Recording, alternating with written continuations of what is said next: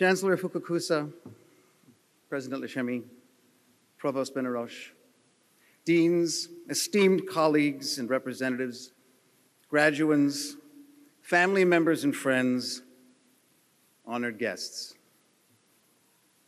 That is the longest line I have ever had to say. That is like Hamlet long. My friends, I am an actor. I know nothing of medicine. I know nothing of the legal system. And yet today, I am a doctor of laws.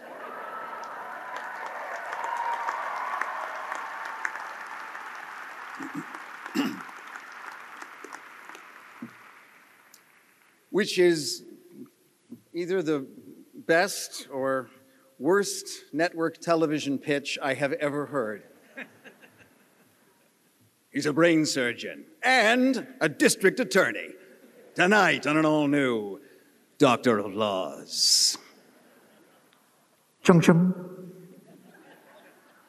In the medical justice system.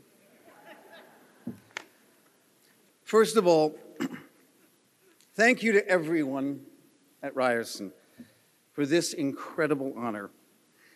It is so exciting. In fact, as soon as my wife and I got off the plane, it feels like the whole city is excited about me becoming a doctor.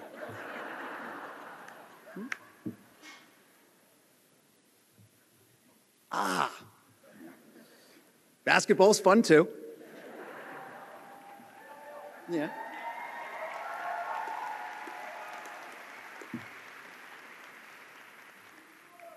It is jaw-dropping for me to be included among the people who have received this title over the years. Lorne Michaels, Christopher Plummer, Roger Moore, my old boss and my mentor at the Stratford Festival, the late John Neville, Nelson Mandela. I'm receiving the same award as Nelson Mandela.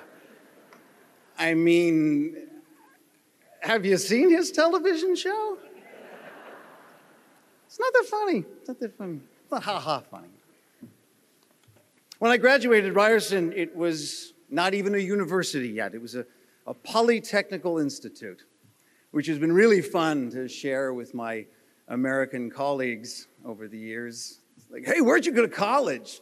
Well, I actually went to a polytechnical institute.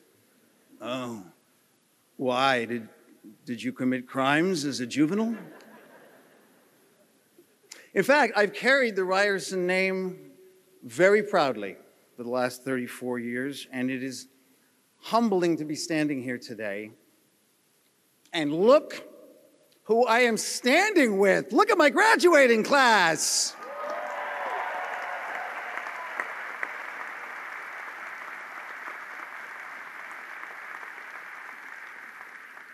We did it, you guys.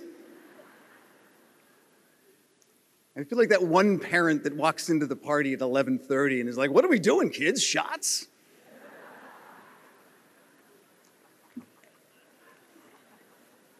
Speaking of parents, can I get all of the parents and the grandparents, if you can, to stand up for a moment, please? Stand up and be recognized.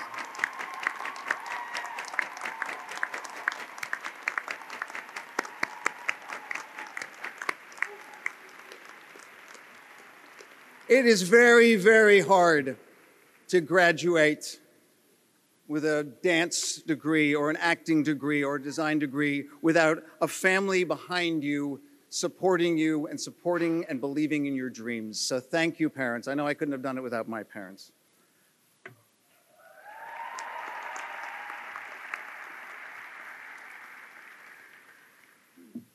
Before I go on, I just have to say, 1978, I saw Queen from those seats right over there.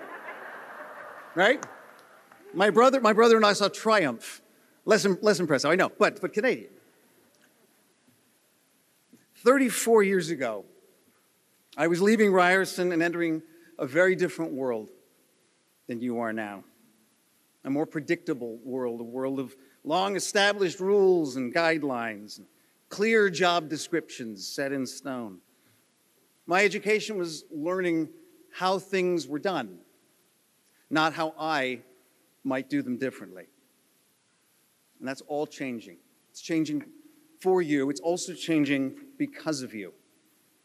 In my day, your boss would be some old white guy. You'd be like, all right, slow down there, young'un. You'll get there eventually. Just listen up, learn something. Nowadays, I spend most of my time running to my 16-year-old because I can't figure out how to work my phone. For years, speeches like this always ended with some older person saying, "You are the future." But it's not true. You are not the future. You are the present. You are today. We need you right now more than ever.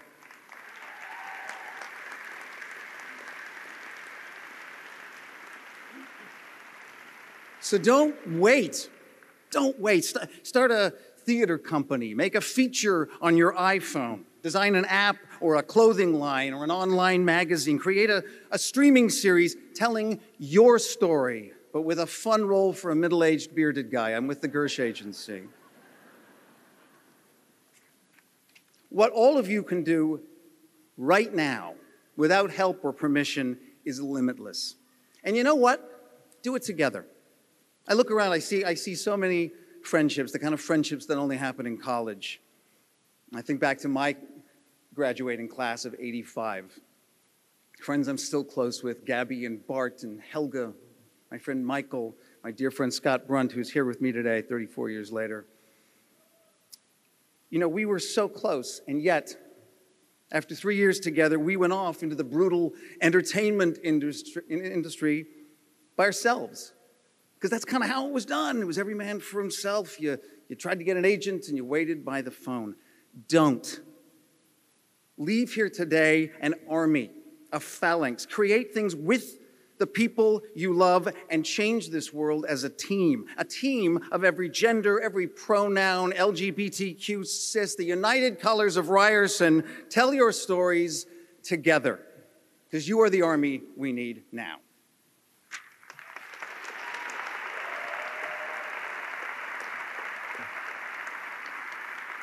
Today is huge because for a lot of you, it's the last phase of SAFE, of structure, of schedule. For many of you, tomorrow is the first day that your life becomes entirely yours. And I have 2 words for you. Be brave. Do you know my father graduated radio and television arts at Ryerson, 1952.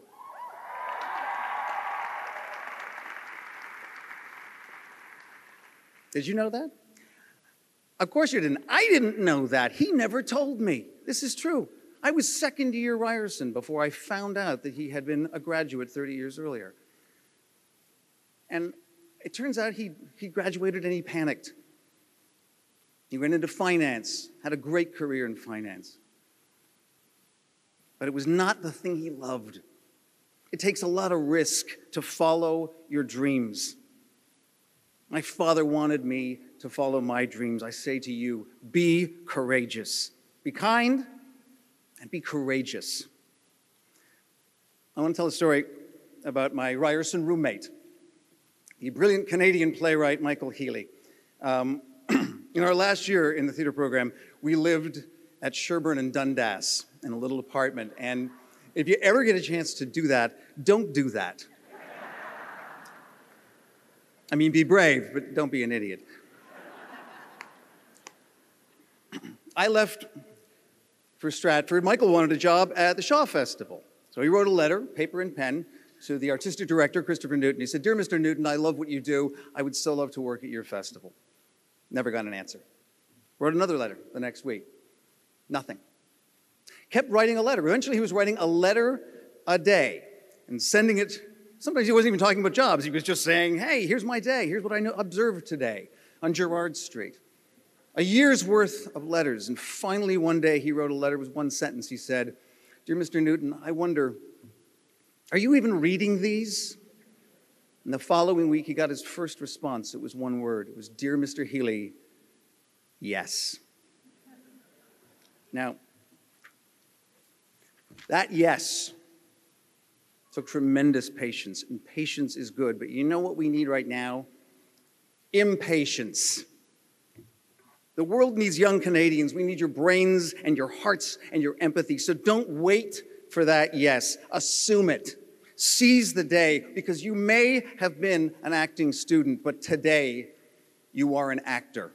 You may have been a design student. Today you are a designer. You may have been a dance student. Today you are a dancer. You're a journalist, a producer, a director. All of you are the artists that will forge a better tomorrow. But please, for the love of God, do it today. Be determined, be tenacious, be courageous, and above all, be kind. Doctor's orders. Thank you.